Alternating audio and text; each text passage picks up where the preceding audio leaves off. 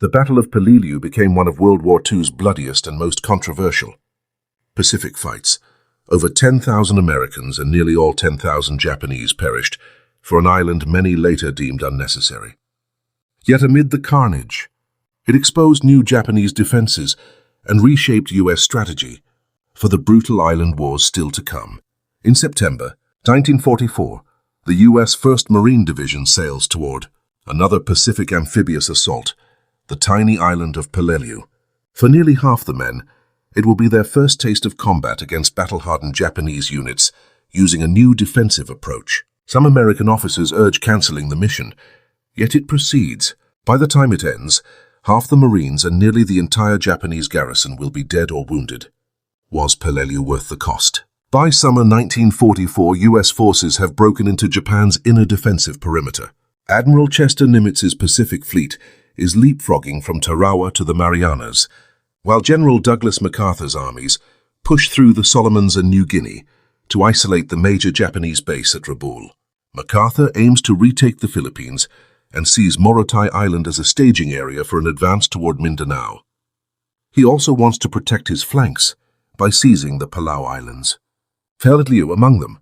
Responsibility for Operation Stalemate falls to Nimitz's 3rd Amphibious Corps, built around the 36,000-strong 1st Marine Division and the reactivated 81st Infantry Division in reserve. For the 81st, it will be their baptism by fire. The 1st Marines have combat experience, though by September 1944, about 40% of their ranks are new replacements. Japanese resistance delayed taking the Marianas in July and disrupted stalemate planning. Troops and supplies remained tied up there, leaving less seasoned planners to finish the Palau operation. Originally, the plan called for seizing all the Palau Islands, but the delay forces a narrower objective. Only Peleliu, Angkor, and possibly Ulithi are targeted. When 3rd Amphibious Corps Commander Major General Roy Geiger assumes planning duties, there isn't time to alter the schedule before the September 15th launch. Days before D-Day, Western Pacific Task Force Commander Admiral William Halsey argues to cancel what's now called Stalemate 2.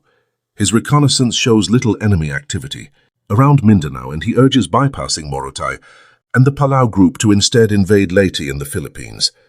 MacArthur agrees and cancels the Morotai operation, but Nimitz insists the Palau landings must go forward. The islands offer excellent anchorages, and troops are already en route. 1st Marine Division Commander Major General William Rupertus promises it will be swift. It will be a short operation, a hard-fought quickie that will last 4 days, 5 at the most, and may result in a considerable number of casualties. You can be sure, however, that the 1st Marine Division will conquer Peleliu. Ultimately, the assault proceeds, and Nimitz's choice becomes one of the Pacific War's most debated decisions. The Japanese expect the U.S. to attack the entire Palau chain, which hosts several air and naval bases, so many defenders remain on Babel Daob, the largest island. Yet they correctly anticipate an American southern approach and pour reinforcements into Peleliu and Angkor, roughly half the Palau garrison. The core of the defense is the 14th Division, recently pulled from China and reorganized into an island defense force supported by Navy personnel, stranded airmen, and construction units.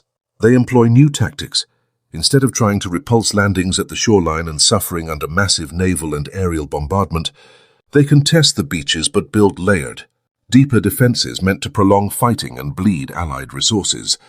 A Japanese operational manual urges making full use of terrain and natural conditions, squalls, clouds, mist, smoke, to blunt superior enemy naval and air fire, and to conserve fighting strength. The Japanese increasingly abandon suicidal banzai charges as wasteful and ineffective, now that American forces plan against them. Marine Captain George Hunt notes their shock value has waned.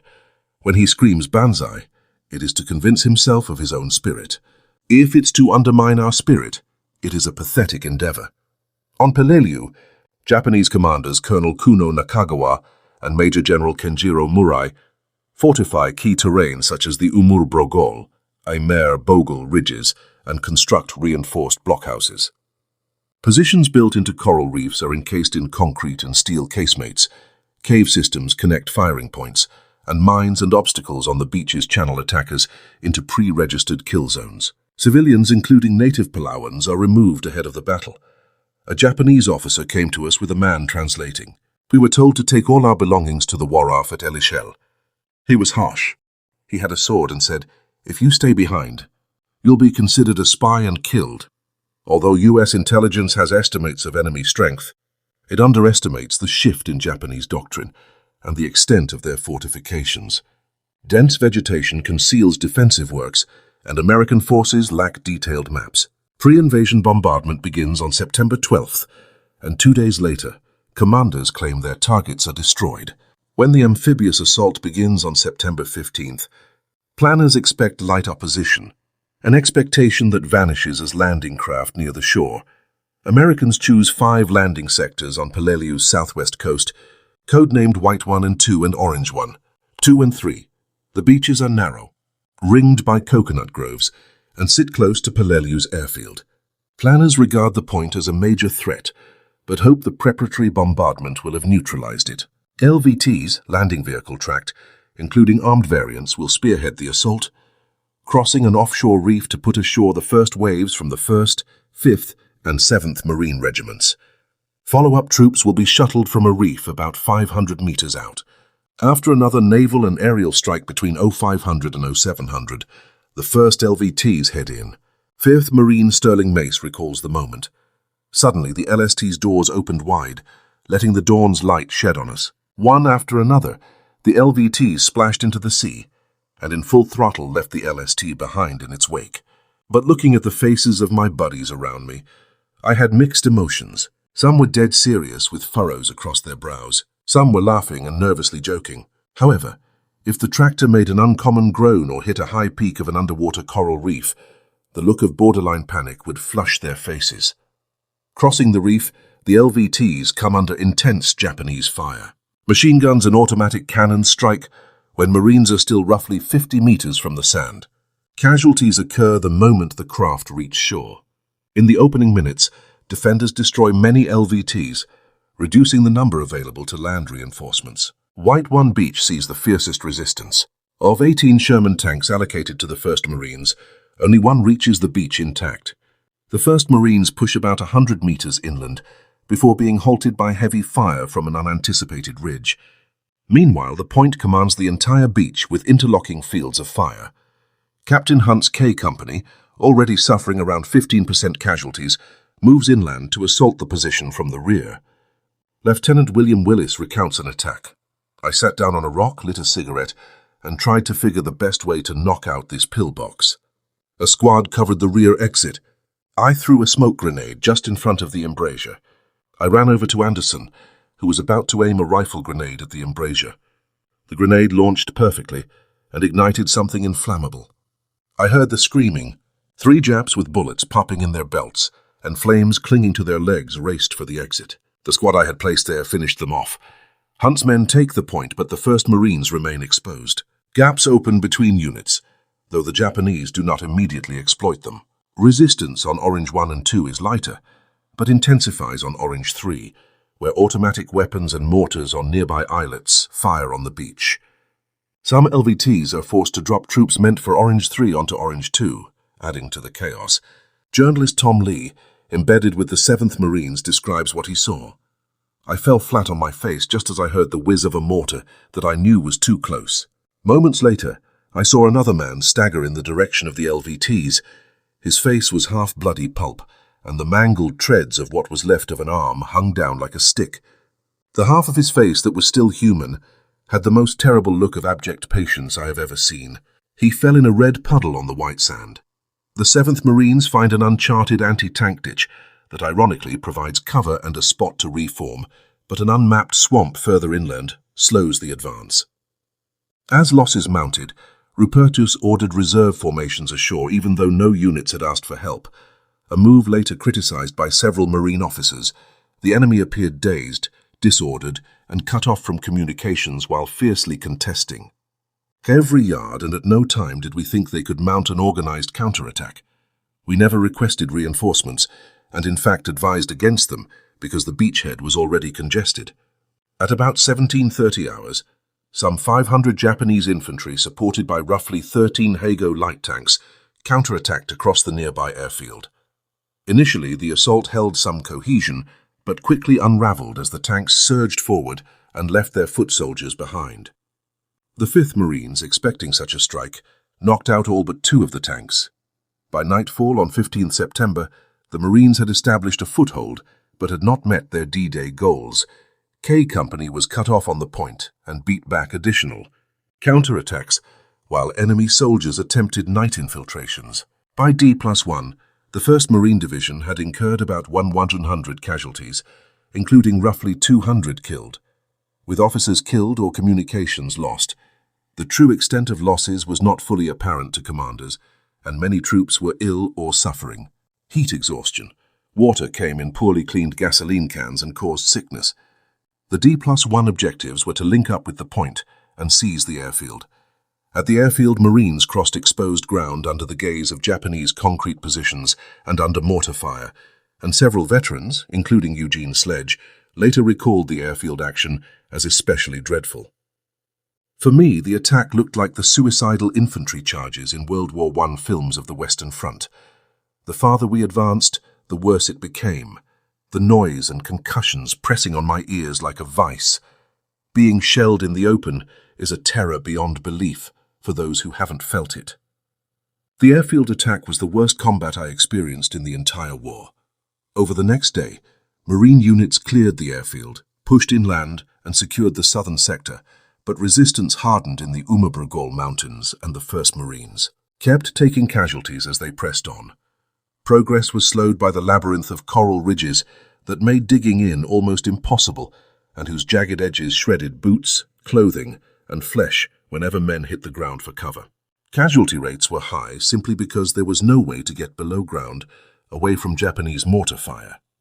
Each blast hurled coral fragments everywhere, multiplying the shrapnel effect of each shell. Combat concentrated around Hill 2205 with American and Japanese positions forming salient lines. Marines climbed near vertical slopes as Japanese troops darted from caves to fire on them. By D+2, the 1st Marines had lost about a third of their strength and were employing non-combat personnel as riflemen. Also on D+2, the 81st Infantry Division landed on Angkor against lighter opposition, though Japanese defenders used the same defensive methods and refused to be captured alive. Out they came. The first guy was swinging a samurai sword. I shot the sword-bearer and then went to a squatting position and fired away as the Japs came out of the bunker. My guys behind me were also firing. The 81st suffered roughly 260 dead taking Angkor. Only 59 of the island's 400-strong Japanese garrison survived. As Marine casualties on Peleliu rose, commanders pressured Rupertus to relieve Marines with units from the 81st. He refused, probably due to rivalry between the Marine Corps and the Army. In the days that followed, Marines continued to secure Peleliu, particularly in the east, but progress against mountain defenders was slow and costly. I picked up the rifle of a dead Marine and I went up the hill. I didn't worry about death anymore. I had resigned from the human race. In the next foxhole was a rifleman. He peered at me through red and painful eyes. I didn't care about him, and he didn't care about me. As a fighting unit, the 1st Marines was finished. We were no longer human beings. I fired at anything that moved in front of me, friend or foe. I had no friends. I just wanted to kill. By D+6. 1st Marine casualties reached 1,149, about 56%. 1st Battalion was hardest hit with 71% losses, including all original platoon leaders. Only after Major General Geiger intervened did Rupertus relieve the Marines and turn them over to the Army's 321st Regimental Combat Team. Army units secured a precarious road along the western side of the mountains and helped clear northern Peleliu. Although Japanese reinforcements came from other islands, by D+12, only the Umabrogol pocket remained in enemy hands. U.S. forces then converged on that pocket, called Bloody Nose Ridge, where defenders held key positions like the Horseshoe and the Five Sisters. Once aerial reconnaissance exposed the obstacles, American troops shifted to siege methods to reduce casualties. 5th Marines Commander Colonel Harold Harris put it bluntly, "I intend to be lavish with ammunition and stingy with men's lives. US forces employed bulldozers, flamethrower-equipped LVTs, demolitions, white phosphorus and thermite grenades. Captain Hunt later described incendiaries' effects during earlier fighting. Japanese soldiers caught fire, screamed horribly, their ammunition belts detonating like strings of firecrackers as they ran into the water and rolled trying to put out the flames. That did no good, and they burned in the surf.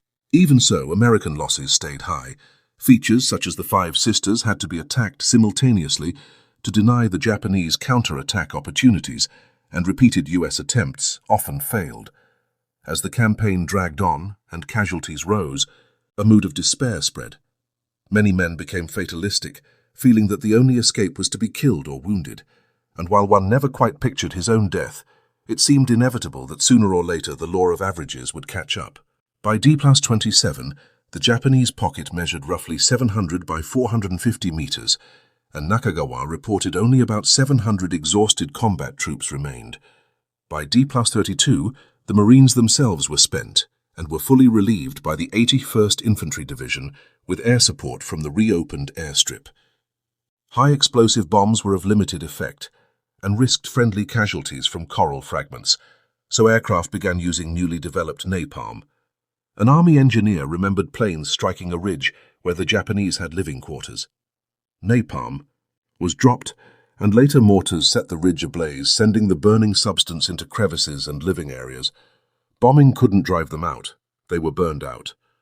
The airstrikes were probably the briefest air combat missions of the war, roughly 15 seconds to the target. Most pilots didn't even retract landing gear. It took Army forces another 6 weeks to finish the operation. On D+54, Nakagawa sent word he was through and requested permission for a suicidal Gyokusai attack. A Japanese soldier later reflected that dying seemed easier than continuing to endure.